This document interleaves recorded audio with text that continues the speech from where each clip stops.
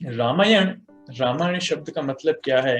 Actually 1 घंटा 2 घंटे में रामायण के ऊपर बोलना बहुत कठिन है।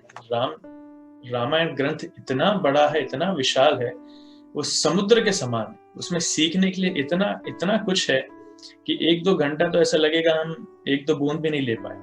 लेकिन फिर भी वैष्णव की प्रसन्नता के लिए, वैष्णव के आदेश के पालन करने के लिए कुछ हम श्रवण करेंगे हमारे पूरे हृदय से। तो रामायण शब्द का मतलब क्या है? रामायण शब्द का मतलब है, एक्चुअली आपने सुना होगा, राम आयण 2 शब्दों से मिलकर बना है। राम तो हम जानते हैं भगवान रामचंद्र स्वयं, और आयन मतलब क्या है? ये शब्द आपने कहीं सुना होगा, दक्षिणायन, उत्तरायण। तो दक्षिणायन उत्तरायण क्या है? दक्षिणायन उत्तरायण ये है जब सूर्य दक्षिण की ओर जाता है, उन्मुख होता है, उसको कहते हैं दक्षिणायन। उसी प्रकार से सूर्य जब उत्तर दिशा की तरफ उन्मुख होता है, जाता है, उसको कहते हैं उत्तरायण। Isn't it? भीष्म देव ने अपने प्राण सूर्य की गति को देखते हुए, उस सूर्य की गति के अनुसार छोड़े थे, भगवान कृष्ण को देखते हुए। उसी प्रकार से रामायण शब्द का मतलब क्या है? जब एक जीव भगवान रामचंद्र की तरफ जाता है, उन्मुख होता है, उसको कहते हैं रामायण।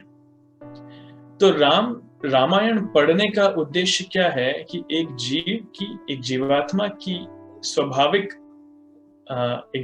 स्वाभाविक प्रेम भगवान राम के प्रति जागृत हो, जीवात्मा का स्वाभाविक उन्मुख भगवान राम की तरफ हो। अभी हम भगवान राम से विमुख हैं। हम किसकी तरफ देख रहे हैं? हम माया की तरफ देख रहे हैं। हम माया की तरफ देख रहे हैं। माया की तरफ हमारा ध्यान हटाते हुए हमें भगवान राम की तरफ देखना है। ये रामायण शब्द का मतलब है, और यही रामायण शब्द का या फिर रामायण ग्रंथ का मूल है। रामायण ग्रंथ को पढ़ने के बाद भगवान रामचंद्र के चरण कमलों में हमारी रुचि, हमारा प्रेम जागृत होना चाहिए। Isn't it? तो रामचंद्र को बोला जाता है मर्यादा पुरुषोत्तम। रामचंद्र मर्यादा स्थापित करने के लिए आए थे। इसलिए अगर किसी के कार्यों का अनुकरण करना है तो भगवान रामचंद्र के कार्यों का करना चाहिए। रामचंद्र ने अपने हर कार्य से मर्यादा स्थापित करी है। और भगवान कृष्ण के क्या करना चाहिए? भगवान कृष्ण के शब्दों का अनुसरण करना चाहिए, अनुकरण नहीं करना चाहिए। भगवान कृष्ण की लीलाओं का अनुकरण करेंगे तो गड़बड़ी हो जाएगी। लीलाओं का अनुकरण करना है तो रामचंद्र की लीलाओं का करना चाहिए, लेकिन भगवान कृष्ण के शब्दों का अनुसरण करना चाहिए। भगवान कृष्ण जो सिखाना चाहते थे भगवत गीता के माध्यम से, उसको जीवन में लगाना चाहिए। और राम जी ने स्वयं अपने जीवन में वो सारी शिक्षाएं जी करके दिखाई है, अपने जीवंत उदाहरण से हमें पेश करा है। इसलिए भगवान रामकृष्ण के कार्यों से हम सीखते हैं। Isn't it? कई बार भक्त लोग कंफ्यूज रहते हैं, प्रभु जी आप इस्कॉन के भक्त हैं, आप हरे कृष्णा वाले हैं, कृष्णा वाले हैं, आप राम जी के ऊपर बोल रहे हैं, तो बताइए चलिए, राम बड़ा की श्याम, राम बड़े की कृष्ण, राम बड़ा की श्याम। एक्चुअली ये प्रश्न गलत है।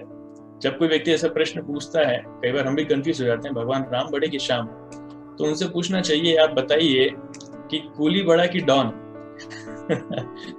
या फिर शराबी बड़ा की शहनशाह। मतलब सभी ने मूवीज देखी है, ये अमिताभ बच्चन की मूवीज है। सो सब में जो किरदार है वो अमिताभ बच्चन है। अब वो कूली के रूप में आए या डॉन के रूप में, वो शराबी के रूप में आए या शहनशाह के रूप में, व्यक्ति तो वही है। Isn't it? तो राम और कृष्ण वही भगवान है, लेकिन अलग अलग लीलाओं के माध्यम से अलग अलग शिक्षाएं देने के लिए हमें वो आते हैं। Isn't it? सो वो वही व्यक्ति है, सेम ही व्यक्ति है, उसमें कोई अलग नहीं है। राम बड़ा की श्याम, ये ऐसा नहीं है, दोनों समान है, एक ही व्यक्ति है। तो ये जानना हमें बहुत जरूरी है। इसलिए भगवान रामचंद्र से भी हम शिक्षाएं लेते हैं, भगवान कृष्ण चंद्र से भी हम शिक्षाएं लेते हैं, सभी से हम शिक्षा लेते हैं, दोनों ही भगवान हैं।